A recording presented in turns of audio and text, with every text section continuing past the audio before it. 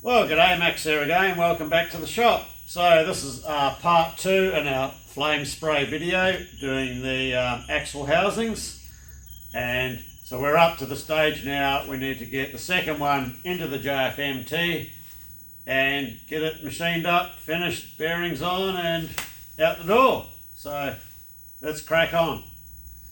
We could just add one thing in, and this is more of a point to do with part one when I was actually doing the spraying and that. That's where it's really good to have a second person with the camera, and then you can get way better shots. And it is rather difficult when you're trying to do something like that on your own, but oh well, just have to make do with what we've got.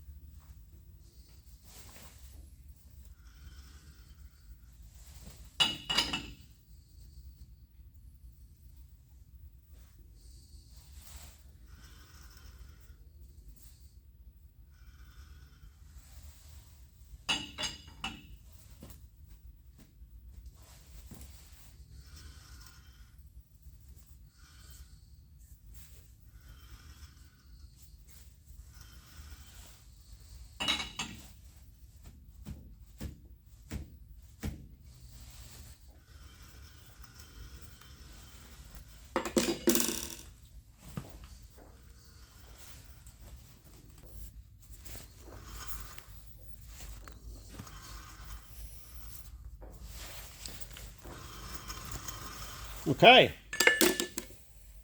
So we have to check to make sure this end's running, you know, somewhat reasonably true. And we're bouncing around inside a thou. And that's as close as we're going to get it. So this was, I think it was about 4 thou out. So what I've done, which is the easiest way out of a situation like this, is I got a piece of shim stock jammed between the cone centre and the work. So there could be something funky going on the end of this, who knows, but that's how we get around that. So I must say I'm not a huge fan of these multi-fix style tool posts. I'd prefer to go a Dixon style over these things any day. What I don't like about them, I don't like to be dictated by the tool post where my tool is going to land. And when you do a lot of finicky stuff, you just want to loosen the top nut off and get it exactly where you want it. You know, I find it that way a lot easier.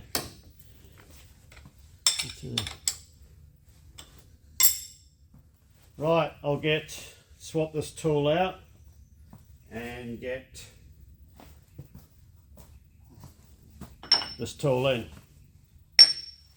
Right, let's get this build up turned down. I'm using this tool because, well, I'd sooner be using one with a leading edge for when I come into these edges, but if we take it steady with this one, we shouldn't have a problem. We didn't with the last one, so.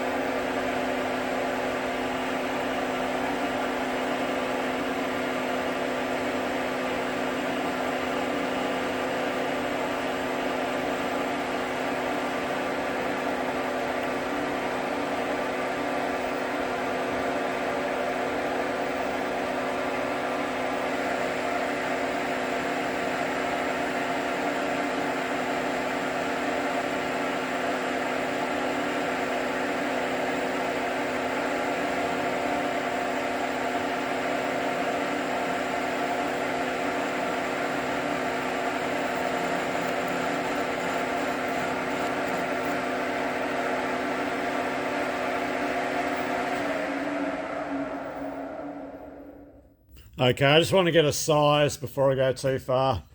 We've still got a fair bit to go, but I just need to get a size.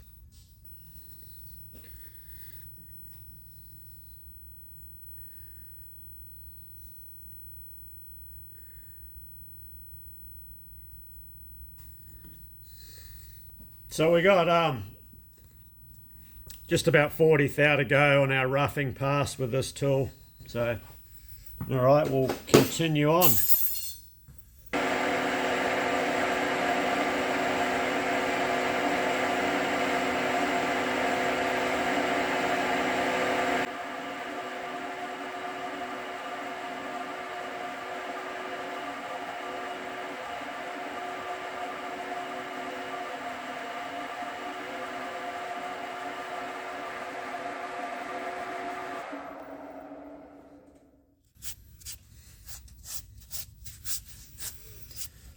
Okay, we're going to start measuring.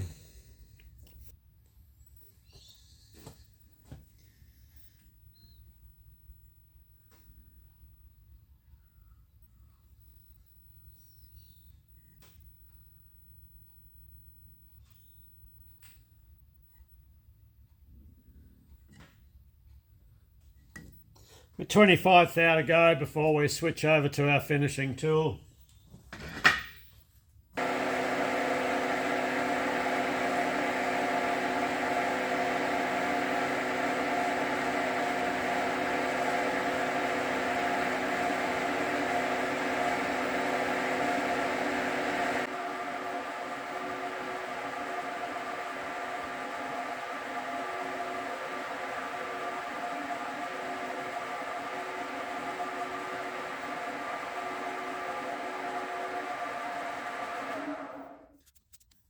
Okay, let's recheck.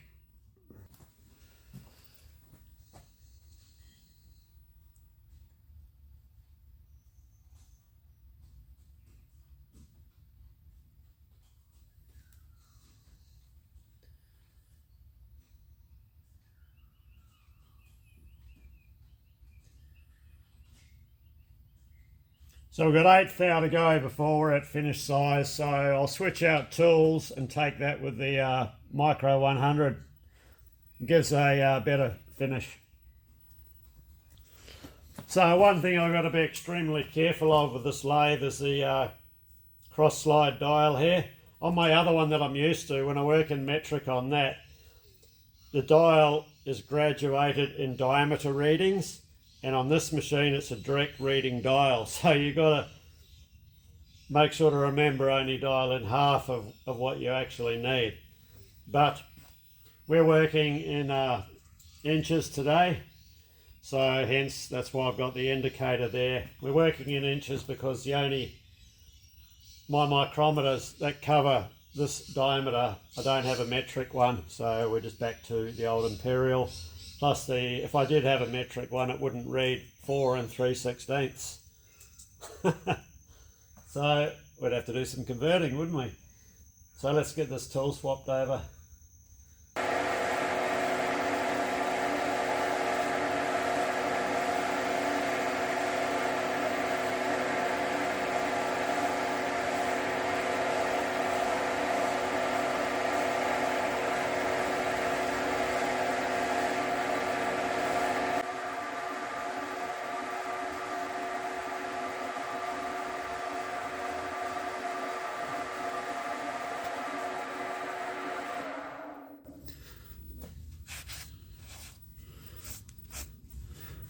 Okay, we should be pretty close.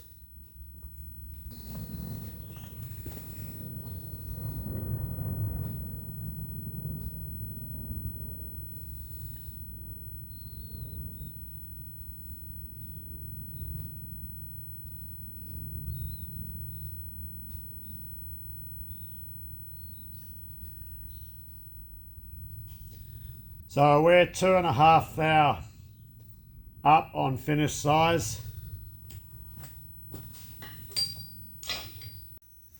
So I'll just give it a light hit and we'll just see how far it comes down.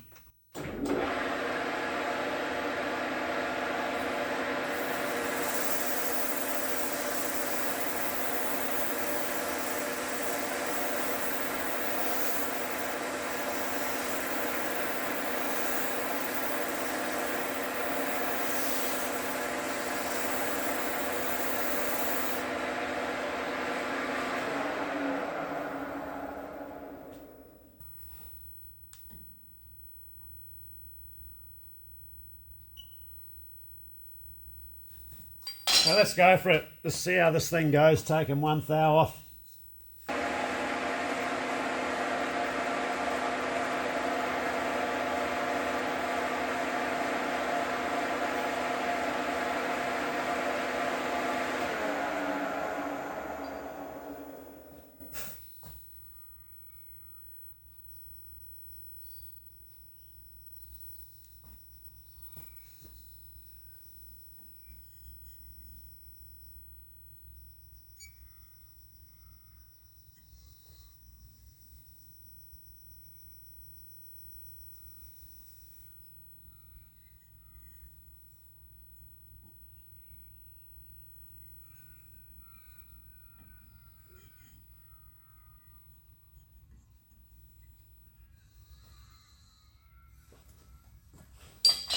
No problemo.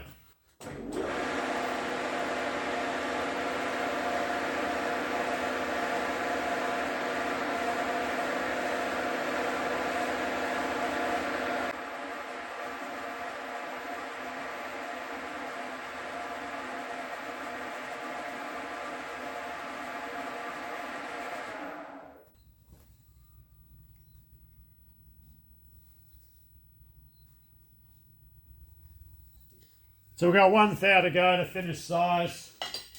I'm actually just going to polish that with a bit of emery because I want a pretty good surface finish nice and shiny on here. So that's going to be the way to go.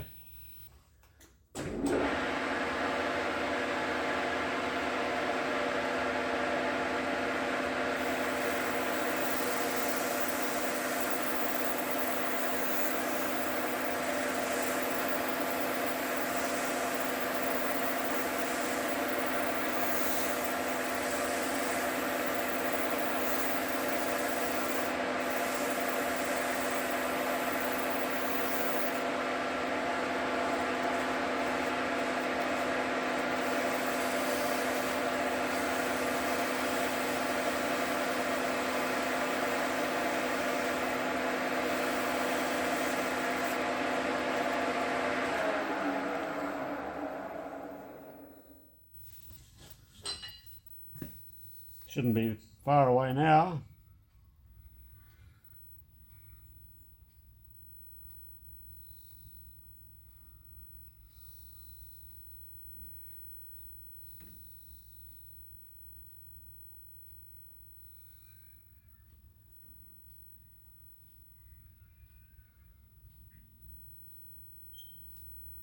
About half a thou to go.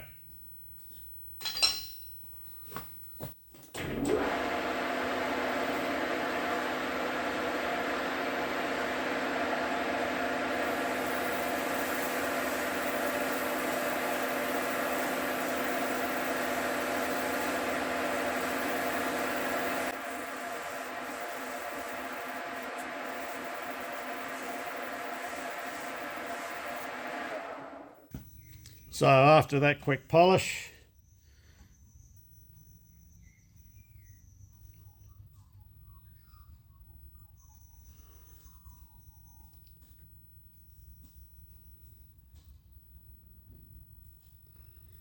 right on size. Oh well, it's there, bang on. Okay, so that's the bearing journal complete.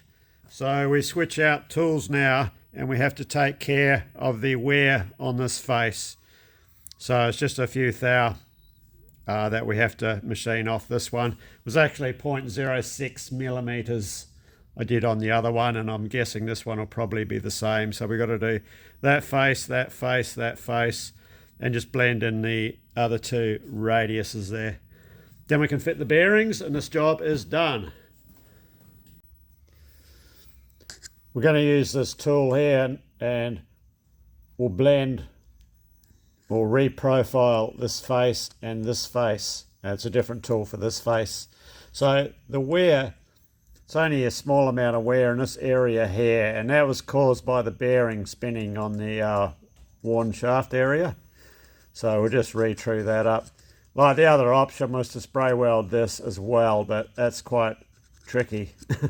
This is a bit easier. It can be done, but seeing it's only a little bit, it's just as easy just to rip it off here.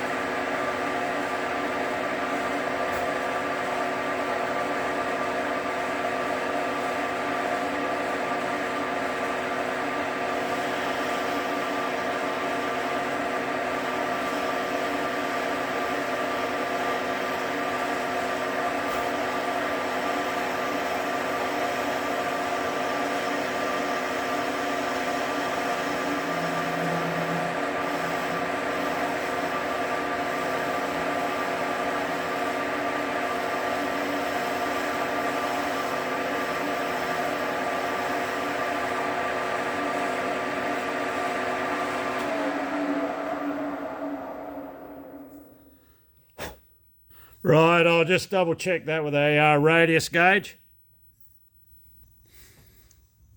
If you get this radius wrong, the bearing will hit on the radius instead of the face.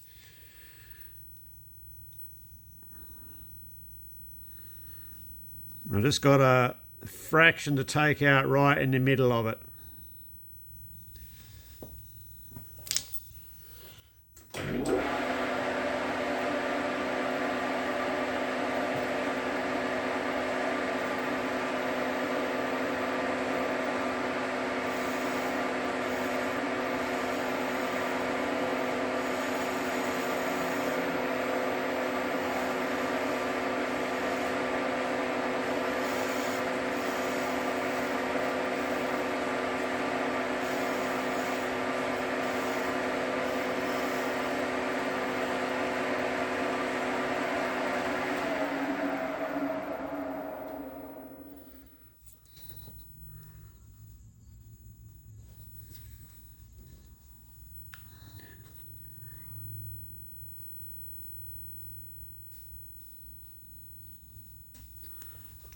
Little bit more.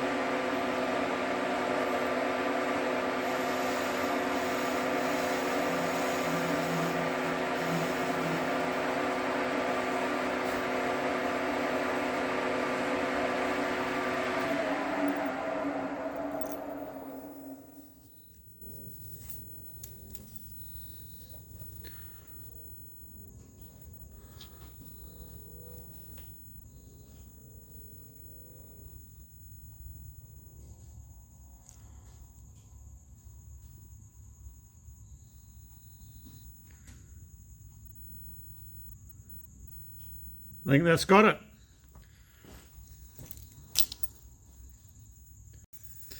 Okay, so now we take the same amount off this second face here.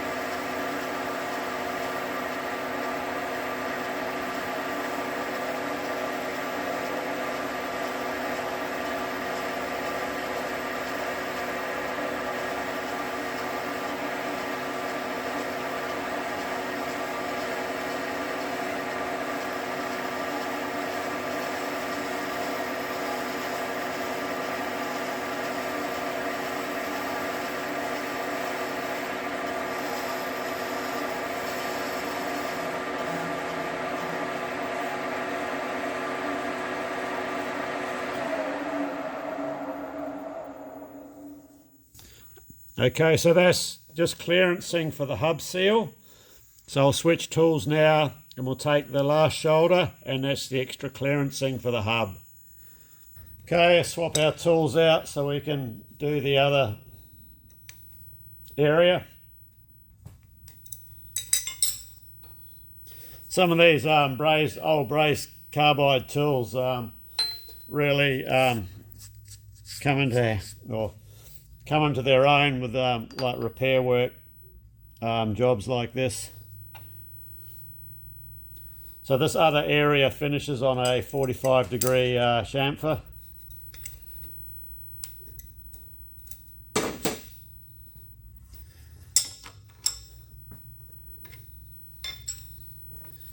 This is where I hate these tool posts.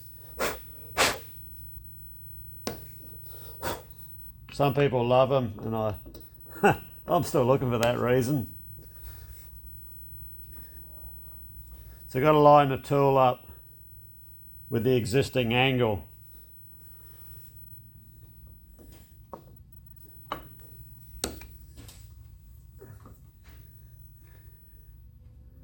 Yeah, that's pretty close there. It's close enough, it's just a clearance chamfer. Yeah, so I think we'll be fitting one of our other piston style tool posts that we've got.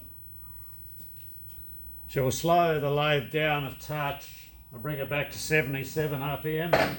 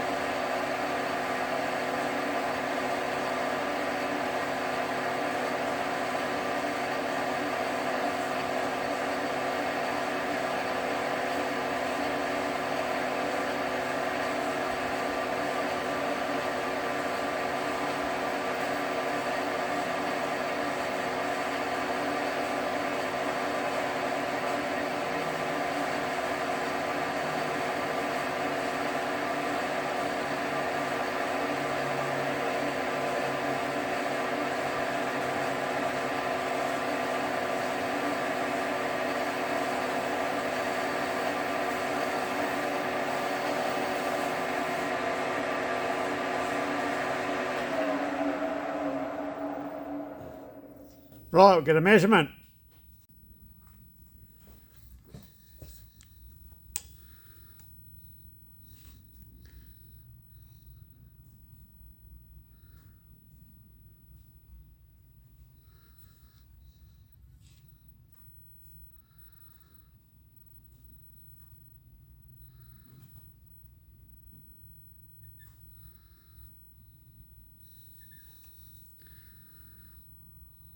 Tenth thou to go. I think that's about 0.25 millimetres.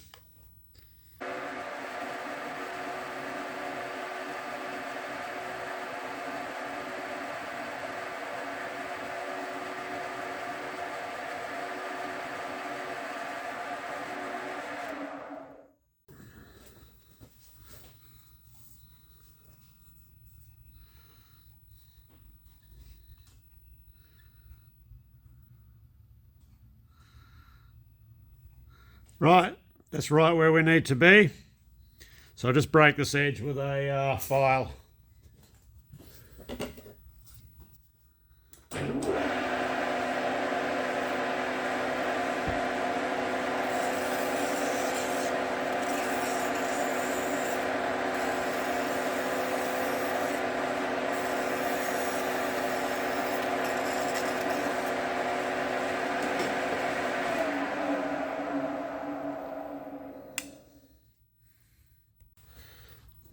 Right, we'll give it a quick polish up and then we can go and fit the bearings.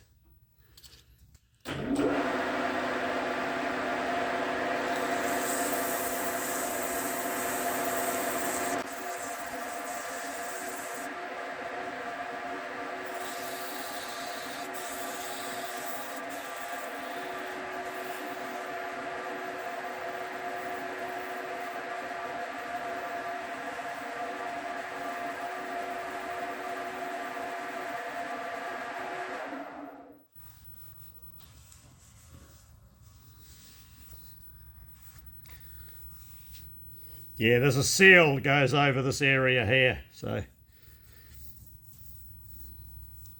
the seal actually, the running area of the seal I think is on the hub. The seal just pushes onto here, and or it might, I think actually, yeah, it's a two-piece sort of arrangement seal. So all right, this part is done. Okay, well, we've had a good result, so I'll get this out of the machine and we'll head over to the welding bay. We'll get a bit of warmth into these bearings and slip them on.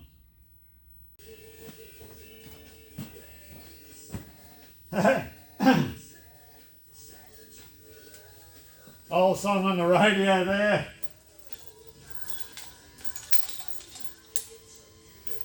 Beautiful day. Every day is a beautiful day when you get your part out of the lathe without effing it up.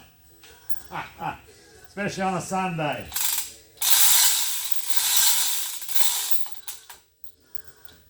Probably get busted for a copyright strike now.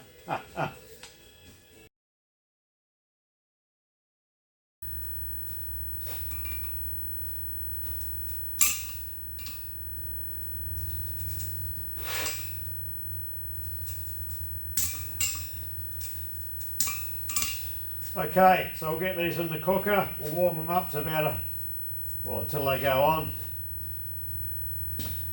Don't really want to go much over 100 degrees. 120 is usually a maximum. So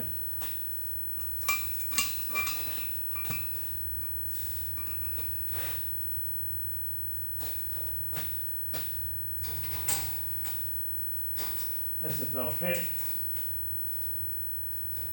Yeah. We'll give them 5 minutes in there. Slow heat, and the material, you heat it too quick, the bearing doesn't get time to expand properly. You end up heating it too hot to get it to go on, so you're better off with a lower gentle heat, and it gives the material time to move. Same likewise when you're cooling a bearing, it's got to have time to shrink down.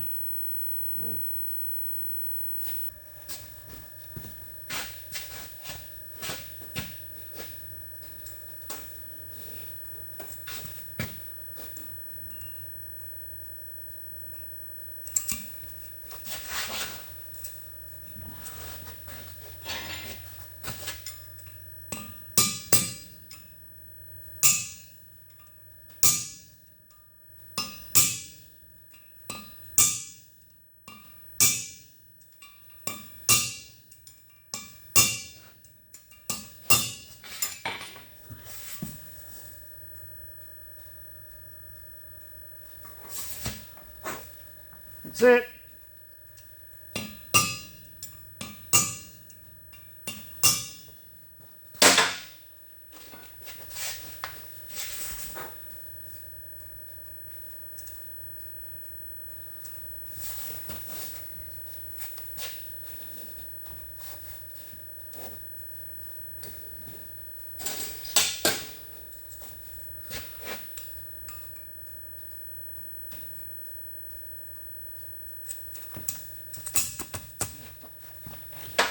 Those are the dimensions of them. They're a tricky one to start square. I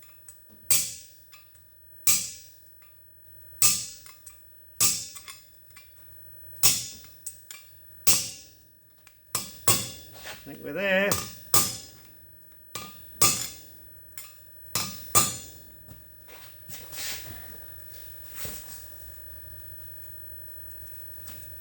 And we are, no gap. Beautiful.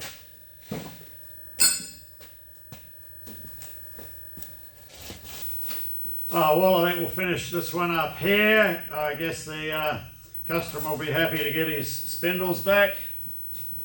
Bearings went on well. They usually just drop on, but some certain sizes of bearings, when they're large and thin in width, unless you start them like perfectly dead square, yeah, you just gotta jigger them down a little bit sometimes, you know. But anyway, they're on. They're a good proper fit. Face is all sorted. Job's done. So anyway, cheers. Thanks for watching. And I don't know what we're going to be doing next. I'll think of something. Catch you later.